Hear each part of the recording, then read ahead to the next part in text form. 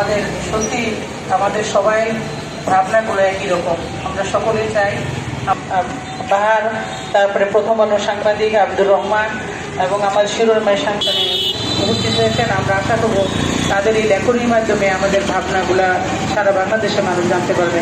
আমি এখন কিছু বলার জন্য অনুরোধ করছি।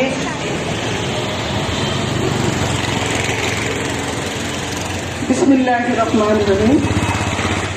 8ই মার্চ আন্তর্জাতিক নারী দিবস উপলক্ষে সারা বাংলাদেশের 64 ডিস্ট্রিক্টে দুর্বার নেটওয়ার্কের পক্ষ থেকে অবস্থান কর্মসূচি অংশগ্রহণ করেছেন। প্রতি বছরে আমরা এরকম মানববন্ধন, বিভিন্ন অবস্থান কর্মসূচি করে থাকি।